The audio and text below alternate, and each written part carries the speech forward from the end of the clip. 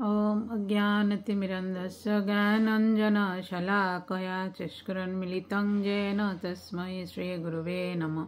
श्रीचैतन्यमनोभीष्टं स्थापितं येन भूतले स्वयं रूप कदा मह्यं ददाति शपदान्तिकं। वन्देऽहं श्रीगुरु श्रीयुतपदकमलं श्रीगुरुन् वैष्णवांश्च श्रीरूपं सग्रजातं सहगण रघुनाथान्वितं तं सजीवं साद्वैतं सावधूतं परिजनसहितं कृष्णचैतन्यदेवं श्रीराधा कृष्णपादं सहगण ललिता श्रीविशाखान्वितांश्च नमयं विष्णुपादाय कृष्णप्रेष्ठाय भूतले श्रीमते भक्तिवेदान्त स्वामिनीति नामिने। नमस्ते सरस्वती देवी गौरवाणी प्रचारिणे निर्विशेष शून्यवादी पाश्चात्यदेशतारिणे। वंशकल्पतरुभ्यश्च कृपा सिन्धुभ्येव च पतितानां पावनेभ्यो वैष्णवेभ्यो नमो नमः। ॐ नमो भगवते वासुदेवाय। ॐ नमो भगवते वासुदेवाय। ॐ नमो भगवते वासुदेवाय। हरे कृष्ण। আজকে আমাদের 2025 সাল নতুন বছর, নতুন বছরের প্রথম ক্লাস আমাদের চলছে। সকলকে শুভ ইংরেজি শুভ নববর্ষের শুভেচ্ছা। তো আশা করব আমরা সকলে এই বছর আরও বেশি করে ভগবত ভক্তি করব। যে জিনিসটা করছি না হয়তো আরেকটু এক ধাপ এগিয়ে যাব, কোনো না কোনো কিছু করার জন্য নতুন করে আবার চিন্তা ভাবনা করব। হয়তো আমি জব করছি না, হ্যাঁ এই বছর আমি 2 মালা বা 4 মালা করে জব শুরু করব। গীতা ভাগবতম পড়ছি না, ঠিক আছে আমি এই বছর থেকে রোজ বা কিছুটা সময় হলো আমি গীতা ভাগবতম শুনবো। বা আমার বাড়িতে ভাগবতম নেই, ভাগবতম ক্লাস শুনছি, কিন্তু এই বছর আমি আমার বাড়িতে একটা ভাগবতম নেব। কোনো অসুবিধা নেই, আপনারা কিছু টাকা ম্যানেজ করেন, বাকিটা আমি ইনস্টলমেন্ট, যদি কেউ একান্তই নিতে চান যে না সামর্থ্য তো নেই, বাকিটা ইনস্টলমেন্ট করে ব্যবস্থা করে দেব, বাড়িতে বসে পেয়ে যাবেন কুরিয়ারে। তো ওটা বলতে পারেন যে হ্যাঁ এই বছর ভগবানকে বাড়িতে নিয়ে আসব। কারণ বলা হয় যে ভাগবতম হচ্ছে ভগবানের শব্দ ব্রহ্মরূপ। যে আমরা ভাগবতম ক্লাস করছি, ভগবান স্বয়ং, দ্বাদশ খণ্ড রয়েছে, দ্বাদশ স্কন্ধ হচ্ছে ভগবানের দ্বাদশ, মানে 12টি অঙ্গ। তো এই জিনিসগুলো আমরা পড়বো, ঠিক আছে। ভাগবতমে পাবো অনেক সুন্দর সুন্দর লীলা রয়েছে। তো এখন শ্রবণ করুন, কিন্তু যে হ্যাঁ মোটামুটি আমার কাছে নেই, কিন্তু আমি এই বছর ভাগবতমটা সংগ্রহ করব। তো চেষ্টা করলে সব কিছুই সম্ভব, তাই না। বা আমি রোজ ভাগবতম ক্লাস শুনবো, কিছু না কিছু ধর্মীয় কার্যকলাপে যুক্ত থাকবো, যতটুকুই হোক এক ধাপ এগিয়ে যাওয়ার চেষ্টা করতেই পারি, তাই না। আমরা 6ষ্ঠ অধ্যায় শেষ করেছি, প্রথম স্কন্ধে 7ম অধ্যায়ে ঢুকেছি। এখন থেকে ইন্টারেস্টিং ঘটনা শুরু হবে, বোর লাগবে না, ঠিক আছে। ঘটনা যে পরীক্ষিত মহারাজ কিভাবে এলেন।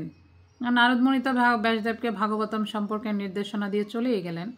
তারপর কি করে ব্যাসদেব সেই ভাগবতম আনলেন, তো ভাগবতম যে আনলেন সেটা পরীক্ষিত মহারাজ পর্যন্ত কি করে গেল, সেই জিনিসগুলো সম্পর্কে আলোচনা হবে। তো এরপর থেকে গল্প আকারে গল্পে গল্পে আপনারা ভাগবতম শুনবেন, এবং খুব ভালো লাগবে শুনতে। আশা করি বোর হবেন না, বোরিং লাগবে না। তো দণ্ডপত্র দণ্ডিত শ্লোক 1-এ শৌনক ঋষি বলছেন, শৌনক বাচ নির্গতে নারদেষু ত ভগবান বাদরায়ণ শ্রুতবান্ত্যত বিপ্রেতম তৎকিম অকরুৎ বিভু। শৌনক ঋষি জিজ্ঞাসা করলেন, হে সুত গোস্বামী, অত্যন্ত মহৎ এবং দিব্য গুণসম্পন্ন ব্যাসদেব শ্রী নারদ মুনির কাছ থেকে সবকিছু শুনেছিলেন। সুতরাং নারদ মুনি চলে যাওয়ার পর ব্যাসদেব কি করলেন। তো নারদ মুনিকে আমরা এতদিন ধরে পড়েছি, তাই না, যে নারদ মুনি তার পূর্ব জীবনের ঘটনা, কি করে তিনি একজন দাসী পুত্র থেকে নারদ মুনি, দেবর্ষি নারদ মুনি হওয়া পর্যন্ত পথটা এসেছিলেন, কি করে তিনি হলেন, সেই জিনিসগুলো আমরা বিস্তারিত আলোচনা করে এসেছি। তো এখন উনি যখন ব্যাসদেবকে নির্দেশনা দিলেন, দিয়ে চলে গেলেন, তারপর ব্যাসদেব কি করেছিলেন সেটা প্রশ্ন করলেন। তো সুত গোস্বামী উত্তর দিচ্ছেন, সুত উবাচ ব্রহ্ম নদ্যাং সরস্বত্যামাশ্রম পশ্চিমে তটে সমাপ্রাস ইতি প্রুক্ত ঋষিণাং সত্রবর্ধনা। শ্রী সুত বললেন, বেদের সঙ্গে অতি অন্তরঙ্গভাবে সম্পর্কিত সরস্বতী নদীর পশ্চিম তটে ঋষিদের চিন্ময় কার্যকলাপের আনন্দ বর্ধনকারী সমাপ্রাস নামক স্থানে একটি আশ্রম আছে। মানে কেন বলছে বেদের সঙ্গে অত অন্তরঙ্গভাবে সম্পর্কিত? আর আমাদের দেখতে পাই আমরা, যখন ভগবান কোনো লীলাবিলাস করেছেন কোনো না কোনো নদীর তটে করেছেন। যেমন বৃন্দাবনে যমুনা নদীর তটে ভগবান লীলাবিলাস করেছেন। যখন চৈতন্য মহাপ্রভু এসছেন তখন এইখানে গঙ্গা নদীর তটে করেছেন। তারপর যখন রামচন্দ্র রূপে এসেছিলেন তখন সরজ নদীর তীরে করেছেন। মানে এই স্থানগুলো কি পবিত্র হয়ে থাকে। বিভিন্ন যে নদীগুলো রয়েছে, নদীগুলো পবিত্র, কারণ এগুলো কি স্বর্গ থেকে আসে বা ঊর্ধ্বলোক থেকে আসে, এজন্য এই নদীগুলো খুব পবিত্র। এই স্থানগুলো আশেপাশে যেগুলো থাকে সেগুলো খুব পবিত্র। মানে বলছে সরস্বতী নদীর পশ্চিম তট সেজন্য বিশেষভাবে উপযুক্ত, কারণ পারমার্থিক উন্নতি সাধনের জন্য উপযুক্ত স্থান এবং পরিবেশ অত্যন্ত গুরুত্বপূর্ণ। তো আর এখানে আরেকটা কথা যেটা ছিল, ব্যাসদেবের আশ্রমটাকেও কিন্তু মানে গৃহটাকে আশ্রম বলা হয়েছে। যদিও তিনি ছিলেন একজন গৃহস্থ, কিন্তু তারপরেও তাকে আশ্রম বলা হচ্ছে, যেহেতু তিনি আমাদের মতো গৃহমেধী ছিলেন না, তিনি গৃহস্থ ছিলেন। অর্থাৎ ভগবানের জন্য নিজে সেখানে সেবা করতেন এবং ভগবতময় কৃষ্ণকেন্দ্রিক সংসার করতেন। তারপর শ্লোক 3 বলছেন, তস্মিन् স আশ্রমে বেশ বদরী ষণ্ডমণ্ডিতে আশিনো উপস্পৃশ্য প্রণিদধ্য মনসয়াম।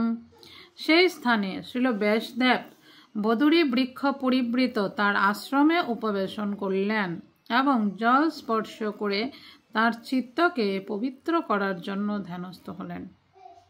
তো তিনি তার সমাপ্রস নামক স্থানে যেখানে তার আশ্রম আছে সেই আশ্রমে গেলেন এবং সেখানে গিয়ে জল স্পর্শ করে চিত্তকে পবিত্র করার জন্য ধ্যানস্থ হলেন। আমরা জানি আমাদেরও সিস্টেম রয়েছে, ওগুলো আমাদের যে বৈদিক বিগ্রহ সেবা কোর্স আমরা করাচ্ছি সেখানে শেখানো হচ্ছে যে আচমনের দ্বারাও শুদ্ধতা অর্জন করা যায়। মন্ত্রপুত জল দ্বারা আমরা শুদ্ধতা অর্জন করতে পারি। তো শ্লোক 4 বলছে, ভক্তি যোগেন মানসে সম্যক প্রণিহিতে অমলে আপশ্যাৎ পুরুষং পূর্ণং মায়াম চ তদপাশ্রয়ম। এইভাবে তার মনকে একাগ্র করে জড় কলুষ থেকে সর্বতভাবে মুক্ত হয়ে তিনি যখন পূর্ণরূপে ভক্তিযোগে যুক্ত হয়েছিলেন তখন তিনি পরমেশ্বর ভগবানকে তার মায়া শক্তি সহ দর্শন করেছিলেন, যে মায়া পূর্ণরূপে তার বশীভূত ছিল। তিনি ধ্যান করতে বসলেন পবিত্র হয়ে তার আশ্রমে, তখন তিনি ধ্যানের মাধ্যমে কি ভগবানকে দর্শন করতে পারলেন। এখানে বলছে কেন তিনি পেরেছিলেন, কারণ তিনি সব রকম জড়কলুষ থেকে সর্বতভাবে মুক্ত ছিলেন এবং পূর্ণরূপে ভক্তিযোগে যুক্ত হয়েছিলেন। তারপর তিনি ভগবানকে দর্শন করলেন। কিভাবে দর্শন করলেন? ভগবানকে একা দর্শন করলেন, অর্থাৎ শুধু শক্তিমানকে দর্শন করলেন না, তার শক্তি সহ ভগবানের যে মায়া শক্তি তাকে সহ সেখানে তিনি দর্শন করেন। তো এখানে বলা হচ্ছে বহিরঙ্গা শক্তি এবং অন্তরঙ্গা শক্তির সম্পর্কে। ভগবানের 2 রকমের মায়া শক্তি রয়েছে, তাই না? মায়া শক্তি বলতে বহিরঙ্গা শক্তি এবং অন্তরঙ্গা শক্তি। আর আমরা হচ্ছে জীব তটস্থা শক্তি, কিন্তু মায়া হচ্ছে 2 রকমের, মহামায়া যোগমায়া। তো এই মায়াগুলো অ্যাকচুয়ালি কিভাবে কাজ করে? আমরা যখন এই জড়জাগতিক কার্যকলাপে থাকি তখন আমরা মহামায়ার আন্ডারে থাকি।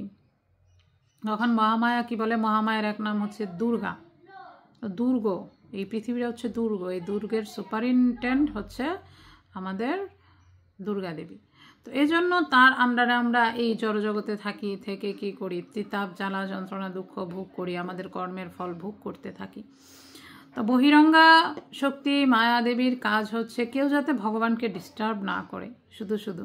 এজন্য দেখবেন বিভিন্নভাবে ভুলিয়ে রাখছে ওটা দিয়ে, হয়তো কোনো দেবদেবীর পুজো সাধনা করছে, ওরা যা চাইছে দিয়ে দিচ্ছে, ছেলে দাও, মেয়ে দাও, এটা দাও, ওটা দাও, টাকা দাও, পয়সা দাও, বাড়ি দাও, গাড়ি দাও, যার যা প্রয়োজন সে অনুযায়ী তারা কি করছেন? দিয়ে দিচ্ছেন।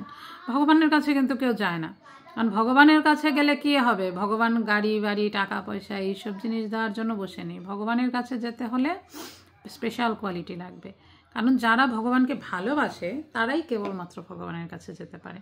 আর ভগবানের তাদের কাছেই ধরা দেন যিনি তাদেরকে ভালোবাসেন। বোঝা গেল? তো এজন্য আমরা যে এই যে ক্ষুদ্র ক্ষুদ্র চাহিদার জন্য ভগবানের দ্বারস্থ হওয়ার প্রয়োজন নেই, এগুলো দেবদেবীরাই পূরণ করতে পারে। টাকা লাগবে, লক্ষ্মী দেবীর পুজো করেন। ঠিক আছে, বিদ্যা লাগবে, আপনার পরীক্ষায় ভালো মার্কস পেতে চান, সরস্বতী দেবী রয়েছে। তো এই জড়জগতে ঐশ্বর্য ভোগ করতে চাচ্ছেন, রয়েছে, দুর্গা দেবীর কাছে যান। আয়ু লাভ করতে যান, যারা আয়ু দিচ্ছে, বা অশ্বিনীদয় কুমারদয়ের পুজো করেন, অনেকে করছে তো, বিশ্বকর্মা পুজো, তারপরে কি বলে বিভিন্ন রকমের, এই যে সামনেই আসছে সরস্বতী পুজোর টাইম, ওনাদের পুজো করলে আপনি ইজিলি জিনিসগুলো পেয়ে যাচ্ছেন। ভগবানকে ডিস্টার্ব করার প্রয়োজনটা কি, তাই না?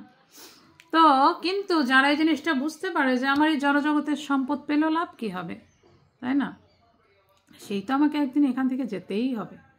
তো যেতে হবে, এই জিনিসগুলো তো নিয়ে যেতে পারবো না, বরং এই জিনিসগুলোর প্রতি মায়ায়, মোহে, অহংকারে আমি ভগবানকে আরও ভুলে যাব।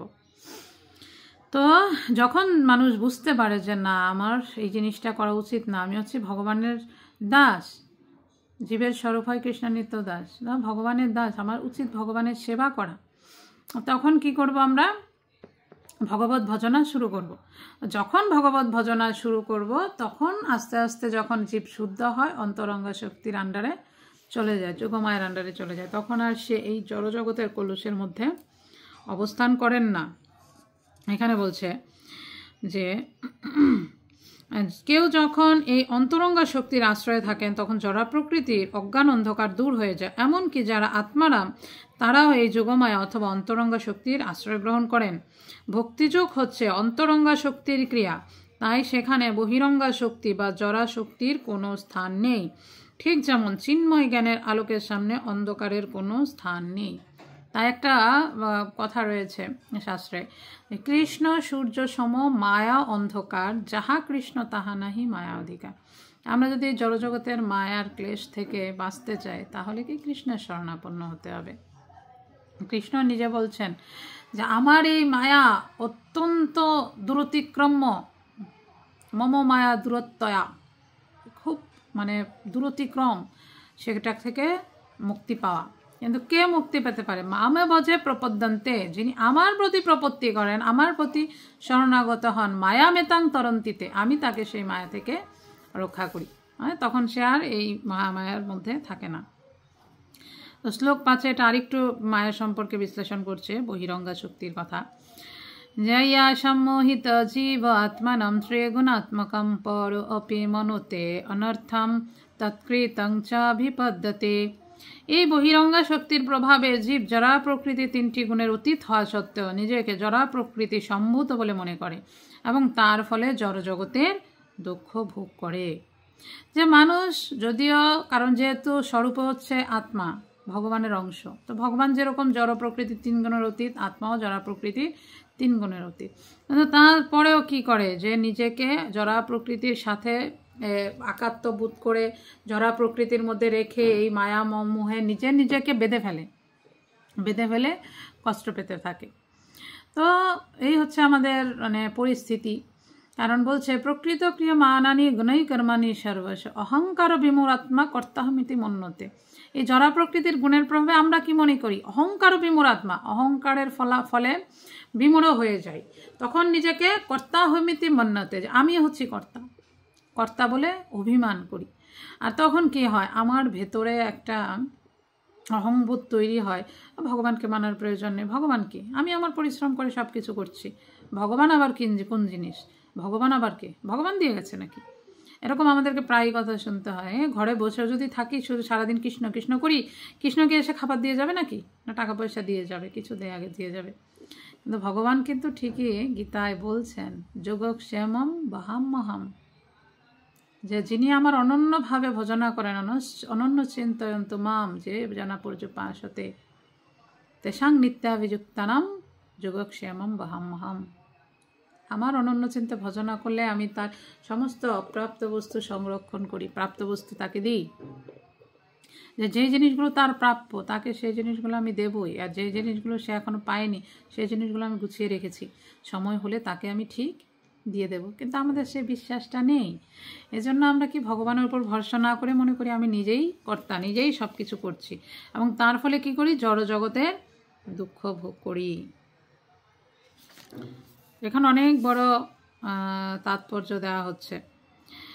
তো তাৎপর্য লাস্টের দিকে একটা খুব সুন্দর কথা লিখেছে, শ্রীমদ্ ভাগবত হচ্ছে দুর্দশা ক্লিষ্ট মানুষের মায়ার কবল থেকে উদ্ধার পাওয়ার সর্বাপেক্ষা মঙ্গলময় পন্থা। তাই শ্রীল ব্যাসদেব সর্বপ্রথমে বদ্ধজীবের যথার্থ রোগ নির্ণয় করেছেন, যা হচ্ছে বহিরঙ্গা শক্তির দ্বারা তার সম্মোহন। তিনি দেখেছিলেন যে পূর্ণ পুরুষোত্তম ভগবানের চেয়ে মায়া শক্তি বহুদূরে অবস্থিত এবং তিনি বদ্ধজীবের রোগগ্রস্ত অবস্থা এবং তাদের রোগের কারণ দর্শন করেছিলেন। অর্থাৎ এখানে ব্যাখ্যা করা হচ্ছে, তিনি যখন ধ্যান করছিলেন তিনি যে মায়া শক্তি সহ তো ভগবানকে দর্শন করলেন, তো মায়া শক্তি তার থেকে দূরে অবস্থান করছিল, যে বহিরঙ্গা মায়া শক্তি। বলা হয় এটা ভগবানের পশ্চাৎ শক্তি, ভগবান কৃষ্ণের সম্মুখে তিনি আসতে পারেন না, তার ডিউটিটাই ওটা ওরকম। যদি আমরা ভাগবত পড়ি, ভাগবত হচ্ছে এই দুর্দশাক্লিষ্ট মানুষের মায়ের কবল থেকে রক্ষা পাওয়ার বলছে সর্বাপেক্ষা মঙ্গলময় পন্থা। প্রভুপাদ বলছেন সবচেয়ে বেশি মঙ্গলময় পন্থা, কারণ কিছু আপনাকে করতে হবে না, জাস্ট আপনি একটু বসে বসে শুনছেন, গীতা ভাগবতগুলো নিয়ে বসে বসে একটু পড়ছেন, ওর মাধ্যমে আপনার ভিতরে কি হচ্ছে, সেই জ্ঞানটা উদয় হবে, আমি কি করছি, আমার কি করা উচিত, এবং সেই জ্ঞান অনুযায়ী যদি নিজেকে পরিচালিত করি, ব্যাস হয়ে গেল আমার ভক্তি জীবন। এই জন্য বলছে শ্রীমদ্ ভাগবত বদ্ধজীবদের সেই চরম লক্ষ্য সাধনে পরিচালিত করে। কিভাবে পরিচালিত করে? জ্ঞানের মাধ্যমে। আর আমরা কিভাবে চলি বলি না, কেউ যদি কোনোভাবে চলে, এই তোর কি জ্ঞান নাই নাকি, তুই মূর্খ নাকি, তাই না, একটা কিছু ভুল করলো, ভুল কথা বললো, মূর্খ নাকি তুই, আর কিছু জানিস না। তো সেরকম জীবনটা চালাতে গেলেও শাস্ত্রের প্রয়োজন রয়েছে, আমরা মূর্খ না, আমাদেরকে শাস্ত্র সম্পর্কে জানতে হবে, জেনে তারপরে আমরা সে অনুযায়ী জীবনটাকে চালাতে পারি। শ্লোক 6, অনর্থোপশমং সাক্ষাৎ ভক্তি যুগম অধুক্ষজে লোকস্য জানত বিদ্যাংশ্চ চক্রে সত্যত সংহিতাম। জীবের জাগতিক দুঃখ দুর্দশা যা হচ্ছে তার কাছে অনর্থ, ভক্তিযুগের মাধ্যমে অচিরেই তার উপশম হয়, কিন্তু সাধারণ মানুষ তা জানে না, এবং তাই মহাজ্ঞানী ব্যাসদেব পরম তত্ত্ব সমন্বিত এই সত্যত সংহিতা সংকলন করেছেন। যে আমাদের সকলের ভেতরে কিন্তু অ্যাকচুয়ালি ভগবত ভক্তি রয়েছে। অনেকে বলে প্রচার করতে গেলে, বা অনেকে যারা নতুন ভক্ত, মাতাজি কথা শুনে না, মাতাজি যেরকম করে, মাতাজি এটা বলে ওটা বলে, বিভিন্ন ধরনের প্রশ্ন করে, বিরক্ত বোধ হয়। তখন আমি বলি মাতাজিদেরকে বা প্রভুজিদেরকে যে বিরক্ত বোধ হয় একটা সময় আপনারও তো হতেন, তাই না? হয়তো যাদেরকে এখন আমরা ভক্তিপথে সাহায্য করছি, সহায়তা করছি, একটা সময় তারাও এরকম ছিল। হয়তো ফোন করলে একটু বিরক্ত হতো, কি করব না। তারপর আস্তে আস্তে তাদের ভেতরে কি শ্রদ্ধা জন্মানোর ফলে, হ্যাঁ আপনাদের সাথে যোগাযোগ রাখতে চাই, আমরা ইসকন থেকে দীক্ষা নিতে চাই, কি করা হবে। তারপর কিন্তু ধীরে ধীরে ধীরে ধীরে করতে করতে ভক্তি জীবনে এসছে, তাই না? যারা এখন ভক্তি জীবন করছে অনেকেই আছে আগে মাছ মাংস খেত, তাই না? তো আমাকে এরকম অনেকে প্রশ্ন করতো, আগে যারা জড়জাগতিক একটু কট্টরপন্থী লোকেরা রয়েছে, এখন সাধু হয়েছে, মাছ মাংস খায় না, এটা না সেটা না, একটা সময় তো একদম খেয়ে উড়িয়ে ফেলতে, তখন খেতে যে। তখন আমি উদাহরণ দিই এরকমভাবে, ছোটোবেলায় যখন বাচ্চারা, এখন তো ডাইপার্স পরিয়ে রাখে, তারপরও দেখবেন ছোটোবেলায় বাচ্চারা হয়তো পায়খানা করেছে, পায়খানা করে সে পায়খানাটাও নিয়ে তো মুখে দেয়। কিন্তু এর জন্য যদি বড় হয়ে যায় কেউ, তাকে যদি আপনি বলেন সে কী জিনিসটা করবে, ওই জিনিসটা দেখলেই তার ঘেন্না লাগবে। তো ব্যাপারটা ওরকম, যখন কেউ না বোঝে তখন তার কাছে একটা জিনিস ভালো লাগতেই পারে, কিন্তু যখন সে বুঝতে পারে এই জিনিসটা সঠিক না, এই জিনিসটা ভুল, তখন কি তার কাছে এই জিনিসটা বুঝতে পারে এবং এই জিনিসটা সে করে না। তো এর জন্য এমন না যে ভুল কাজ বা কোনো কাজ আমি বুঝতে পেরে ওই জিনিসটা আমি করব না লোকের ভয়ে। হ্যাঁ, আমি এখন বুঝতে পেরেছি, যখন খেতাম তখন জানতাম না যে না মাছ মাংস খেলে কী হয়, বা যখন ভক্তি করতাম না, হয়তো অন্যান্য নভেল উপন্যাস বিভিন্ন সাহিত্য পড়তাম, যে সেই সব সাহিত্য পড়লে কি হবে, এখন বুঝতে পারি যে গীতা ভাগবত পড়ে যে ওইসব সাহিত্য এগুলোর কাছে কিছুই না। ওইসব সাহিত্য একবার পড়লে হয়তো দ্বিতীয়বার বইটা ছুঁয়ে দেখিনি। রদ্দিওয়ালাকে অনেক সময় মা কত বস্তার বস্তা বই বিক্রি করে দিয়েছে, কিন্তু এই যে গীতা ভাগবত বছরের পর বছর ধরে পড়ছি, পরিণত হচ্ছে না, তাই না? এই হচ্ছে গ্রন্থের মাহাত্ম্য। তো যে না করবে সে বুঝবে কি করে, তাই না? যেমন আমরা বাংলায় প্রবাদ শুনতাম যে কখনো যে সাপের কামড় খায়নি, তো সে কি করে সাপের বিষের যন্ত্রণা বুঝবে। এটা হচ্ছে যন্ত্রণার কারণ, সুখের কারণ। এখন যদি আপনি আপনার জীবনে খুব বড় ধরনের একটা আনন্দ পেয়েছেন, তো সেটা আপনি অন্যকে বোঝাতে চাইলে বলতে পারেন, সেই আনন্দটা তো পাইনি, বুঝতে পারবে, হয়তো কিছুটা উপলব্ধি করতে পারবে। যে সেরকম আমরা ভক্তি জীবন করছি, সকলে দিব্য আনন্দ পাচ্ছি, আমরা যে কি আনন্দ পাচ্ছি সেটা যারা পাচ্ছে না তারা কিন্তু বুঝতে পারছে না। ওরা মনে করে এদের একটা লাইফ নাকি, কি মাছ খায় না, মাংস খায় না, পার্টিতে যায় না, ডিজেতে যায় না, চা পানি কফিও খায় না, সিগারেটটা খায় না, এদের কি এদের একটা লাইফ নাকি, নিরস বোরিং জীবন। আমরা যারা করছি আমরা বুঝতে পারি কতটা দিব্য আনন্দে আমরা থাকি। তো সুতরাং আপনিও যদি বুঝতে চান আসতে তো অসুবিধা নেই, আর আমরা তো জড়জগতের এই সুখগুলো দেখে এসেছি, দেখে এসে এখন দুটোকে কম্পেয়ার করে বলছি এই পথটা ভালো। আপনিও আসুন, আপনিও এসে এই পথটা আমাদের জীবনযাত্রাটা দেখুন, দেখে আপনিও কম্পেয়ার করুন, ওই লাইফটা ভালো না এই লাইফটা ভালো। যদিও আপনার কাছে ওই লাইফটা ভালো লাগে তাহলে আপনাকে ওয়েলকাম, কিছু করার নেই, আপনি ওই লাইফটাই করুন। আর যদি আপনার মনে হয় না ভগবত ভক্তির পন্থাটা অনেক আনন্দ, এরা যে বলে দিব্য আনন্দ, সত্যিই দিব্য আনন্দ, তাহলে এখানেও আপনাকে ওয়েলকাম, আসুন ভক্তি জীবনে। তা শেখা কোথায় আপনি থাকবেন সেটা আপনার উপরে, স্বতন্ত্র ইচ্ছাটা ভগবান আমাদের দিয়েছেন। আমরা একটা ঘুড়ি আকাশে উড়ে, নাটাইটা হয়তো যে চালায় তার কাছে থাকে, কিন্তু ঘুড়িটা আকাশে কিন্তু নিজের মনোমতোই উড়ে, সে ডানে যাবে না বায়ে যাবে, ও কতটুকু উপর উঠবে, কী করবে, সেই স্বাধীনতাটা তাকে দেওয়া হয়। সেরকম আমরা জীব, তটস্থা শক্তি, আমরা মহামায়ের কাছে যাব না যুগমায়ের কাছে যাব সেটা আমাদের উপর ডিপেন্ড করে। আমাদেরকে সেই পথটা বাঁচতে হবে, এবং বলছে কি করে করতে হবে। এই জন্য মহাজ্ঞানী ব্যাসদেব এই কলিযুগের জন্য, যেহেতু সাধারণ মানুষ এই জিনিসগুলো জানে না, তাই এই পরম তত্ত্ব সমন্বিত এই ভাগবতম আমাদের জন্য সংকলন করেছে। জাস্ট আপনি ভাগবতম শোনেন, আপনি শুনেন, আপনার আশেপাশে যারা রয়েছে যে একটু রিকোয়েস্ট করেন যে দেখো একটু প্রতিদিন শোনো, 20-25 মিনিটের ব্যাপার, প্রতিদিন একটু শোনো। যদি আপনি ভালো করে শোনেন, গ্যারান্টি দিচ্ছি আপনার অবশ্যই ভালো লাগবে যদি মনোযোগ দিয়ে ক্লাসগুলো শোনেন। এবং একটা ক্লাস শুনলে পরের ক্লাসটা শোনার জন্য আপনার আগ্রহ লাগবে, এরপরে কি ঘটনা ঘটলো, ওর পরে কি ঘটনা ঘটলো। এর মাধ্যমে দেখবেন একটা সময় কখন যে আপনি এর ভেতর ঢুকে গেছেন বুঝতেও পারবেন না, কিন্তু মনোযোগ সহকারে শুনতে হবে। এখানে বলছে তাৎপর্যে, সুপ্ত ভগবত প্রেমের পুনর্বিকাশ শ্রবণ এবং কীর্তনের যান্ত্রিক পদ্ধতির উপর নির্ভর করে না, তা সম্পূর্ণরূপে নির্ভর করে ভগবানের অহৈতুকী কৃপার উপর। ভগবান যখন ভক্তের ঐকান্তিক প্রচেষ্টায় সম্পূর্ণরূপে প্রীত হন তখন তিনি তাকে তার প্রেমময়ী সেবা দান করতে পারেন। শ্রবণ কীর্তনাদি নির্দেশিত পন্থায় জড়জগতের অবাঞ্ছিত দুঃখ দুর্দশার তৎক্ষণাৎ নিবৃত্তি হয়। বোঝা গেল যে আমরা আমাদের ভিতর যে সুপ্ত ভগবত প্রেমের বিকাশ, শুধুমাত্র যান্ত্রিক পদ্ধতিতে শ্রবণ কীর্তন করলে আমাদের হয়ে যাবে তা না, ভগবানের কৃপা লাগবে। কিন্তু ভগবানের কৃপাটা কখন আসবে? যখন আমরা সঠিকভাবে শ্রবণ কীর্তন করতে থাকবো গুরুদেবের নির্দেশ অনুসারে, তখন কি হয়, আমাদের ওই জিনিসটা ক্রিয়া করে, ভগবান সন্তুষ্ট হন এবং ধীরে ধীরে আমাদেরকে সেবার অধিকার দান করেন।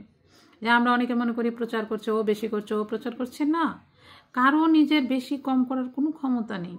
এগুলো প্রভুপাদ, গুরুদেব, তারপরে আমাদের পূর্বতন আচার্যবৃন্দ এবং সর্বোপরি ভগবান এনারা করে রেখেছেন।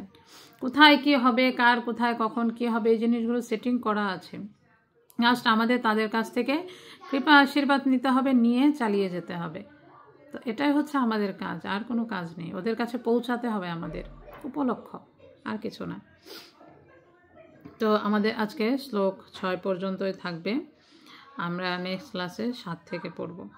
এখানে ব্যাসদেব কি বলছেন, যখন দেখলেন তিনি ধ্যান করার পরে এই হচ্ছে, তো তারপর কি হয়েছে, তিনি তো কিছু করলেন, তাই না? হরে কৃষ্ণ কৃষ্ণ কৃষ্ণ হরে হরে, হরে রাম রাম রাম হরে হরে।